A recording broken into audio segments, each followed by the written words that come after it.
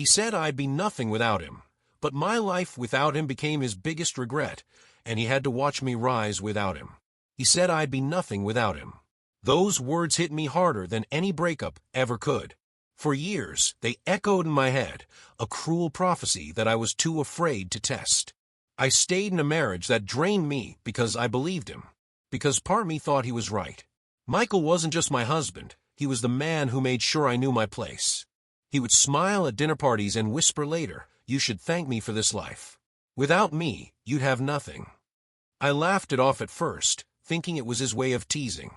But slowly, his words became my reality. Every dream I had was belittled, every achievement minimized. If I brought home a small bonus from work, he would smirk and say, "Cute," but it wouldn't even pay for my watch. He had a way of twisting my pride into shame until I started hiding little victories from him. The turning point came the night he came home drunk and bragged to his friends that he built me from scratch. I was standing right there, a glass of wine in my hand, listening to him describe me like a project, not a partner. That night, something inside me broke. I lay awake until dawn, staring at the ceiling, and one thought refused to leave me. What if he's wrong? That tiny question became my lifeline. It scared me, but it also gave me the first spark of freedom I had felt in years. And that's when everything began to change. The next morning, I looked at myself in the mirror and barely recognized the woman staring back. My eyes looked tired, my shoulders hunched, as if I was constantly bracing for impact. I whispered out loud, "What if he's wrong?" just to hear how it sounded. For the first time in years, my reflection didn't look hopeless, it looked curious. I started small. I dug up an old sketchbook from college, one I'd shoved in the back of a drawer because Michael once called my art childish doodles. My hands trembled as I flipped through the blank pages, but once the pencil touched the paper, something woke up inside me. Hours passed without me noticing. By the time I put the pencil down, I was smiling. But Michael noticed. He always noticed. "What's this?" he asked one evening, picking up one of my drawings from the table. His lips curled. "This is what you've been wasting time on. You'll never make a living from this. Don't embarrass yourself." For a second, the old fear gripped me. But then I thought of how alive I had felt while drawing. His voice didn't sound like the truth anymore. It sounded like chains rattling. That same week, I enrolled in a local art class. Nothing fancy, just evenings at a community center with people who laughed easily and didn't measure worth by income. For the first time in years, I felt like I belonged somewhere.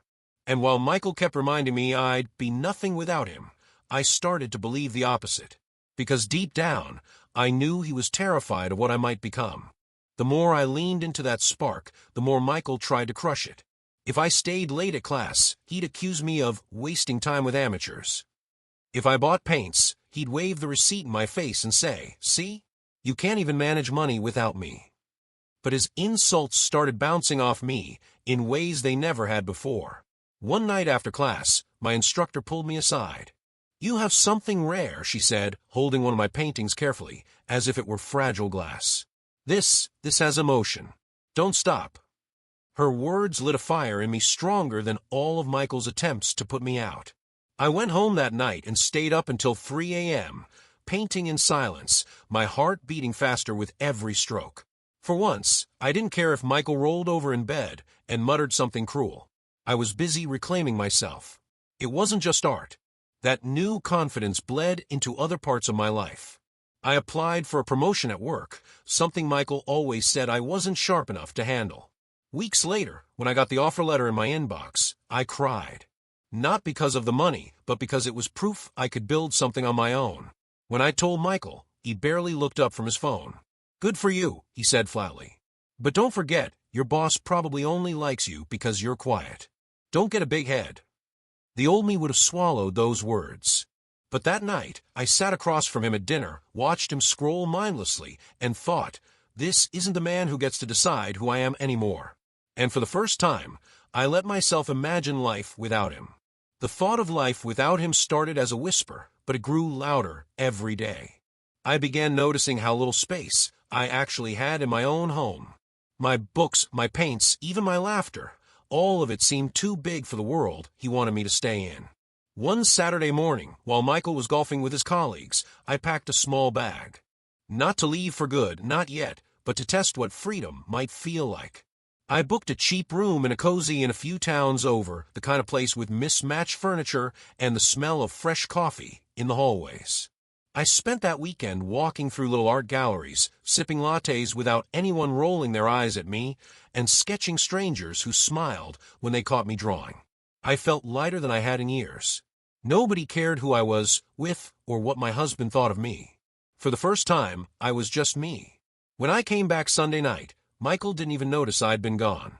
He was too busy complaining about how his golf partner cheated on the scorecard. That's when I realized something terrifying and liberating at the same time. He didn't need me. He just needed someone to stand beneath him so he could feel tall. That night, lying beside him in silence, I made a promise to myself. I wouldn't just survive without him, I would thrive. The only thing left was to find the courage to act on it. The courage came in pieces. I didn't wake up one day and decide to leave. Instead, I started building a secret life, one brick at a time. I opened a separate bank account and began putting away bits of money from my paychecks. Michael always insisted on managing our finances, but he rarely paid attention to my work. He assumed I earned pocket change compared to him, so he never asked questions. That assumption became my shield.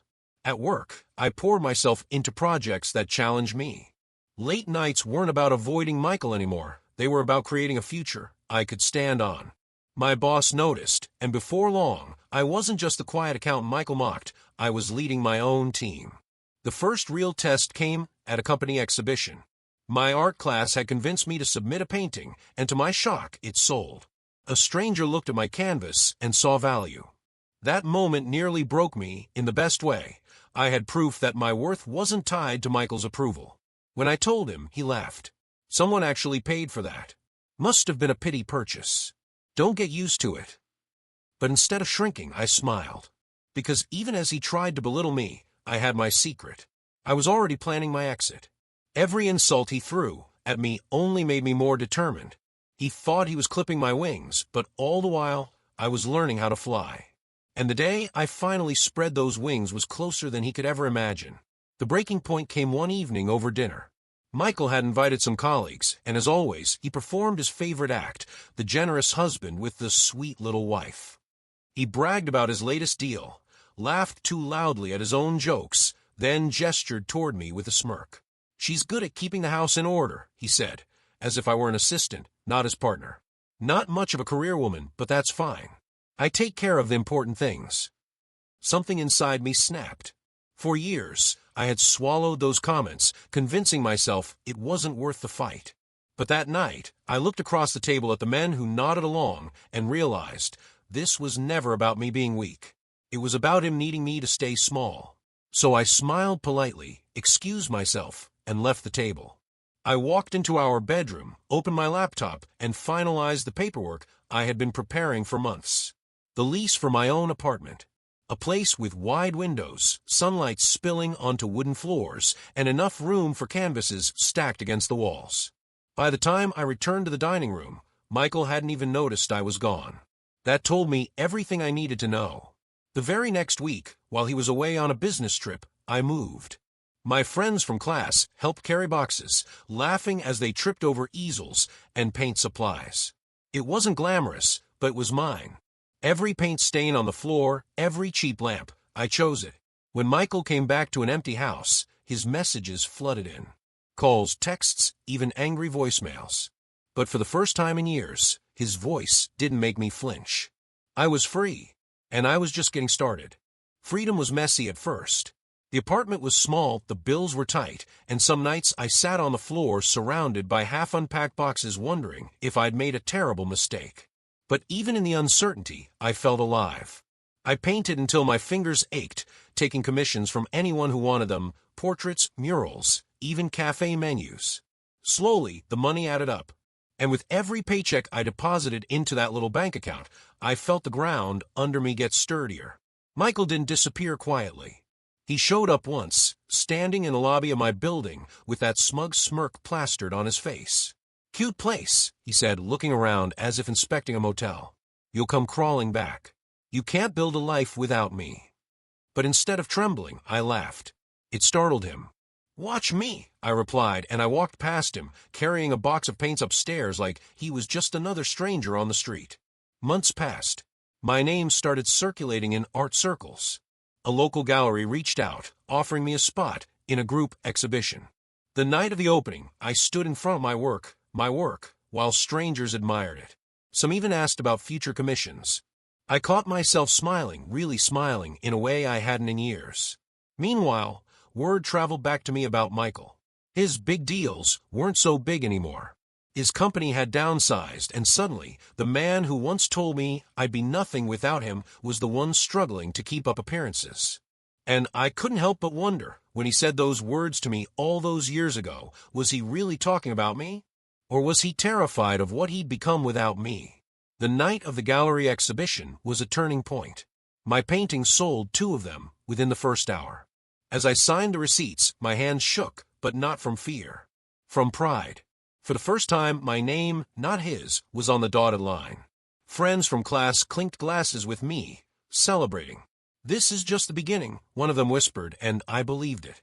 I went home that night to my tiny apartment, dropped my heels by the door, and sat on the floor with a glass of cheap champagne. I'd never felt richer in my life. That's when the email came. Subject line, "We need to talk." It was from Michael. He wrote about missing me, about how things got out of hand, about how I should come back home where I belong. He even added a line that made me laugh out loud: "We can pick up where we left off." I stared at the screen, remembering the man who once told me I'd be nothing. And now here he was, begging for a piece of the life he thought I couldn't build. I didn't reply. Instead, I closed the laptop and pulled out a new canvas. Every brushstroke felt like a declaration: I'm not going back. But deep down, I knew Michael wouldn't stop there. His ego wouldn't let him. And I was right. The very next week, he showed up again, this time, not with smugness, but with regret written all over his face. He stood at my door like a ghost from a past life, holding flowers I never liked and wearing that cologne that used to make me dizzy. His smile was forced, the kind of smile you wear when you're begging, without words. "I was wrong," he said softly, as if rehearsed. "You've proven yourself. But we were good together. Let's start over." For a second, I almost pitied him. The man who once gloated that I'd crumble without him was now standing in the hallway of my modest apartment, asking to be let back into a life he swore I couldn't build. I leaned against the doorframe, arms crossed. "Michael," I said, "you don't get to rewrite history just because you regret it now. You didn't believe in me. You never wanted me to grow. And now that I have, it's not yours to claim." His face tightened, the charm slipping into something darker. "You'll regret this. You'll see." But the difference was clear. I wasn't afraid anymore. His threats sounded small, almost pathetic, against the backdrop of everything I had built. He left that night with his flowers still in his hand. And as the door clicked shut, I realized something. His biggest regret wasn't losing me. It was realizing that without him, I had become more than he ever dreamed possible. And that was something he could never undo. After that night, I never saw him the same way again. He wasn't the man who held power over me. He was just a chapter one had finally closed. His words, the ones that haunted me for so long, "You'll be nothing without me," turned out to be his own curse. Because while he spiraled, clinging to the past, I kept moving forward. My art career grew. I rented a bigger studio, started mentoring younger artists, and even had my first solo exhibition. People I'd never met shook my hand, praised my work, and paid good money for pieces that came straight from the parts of me Michael once tried to bury. One evening, after a successful gallery opening, I walked home through the city lights, laughing with friends, my heart light. I thought about the woman I used to be, the one who flinched at every cruel word, who doubted her worth, who believed she was nothing. And I wished I could reach back in time, hold her hand and whisper, "You'll be more than fine. You'll be extraordinary." Michael's biggest regret was losing control of me. Mine was only that I ever believed him. But in the end, that regret turned into my greatest strength. Because without him, I didn't just survive. I soared.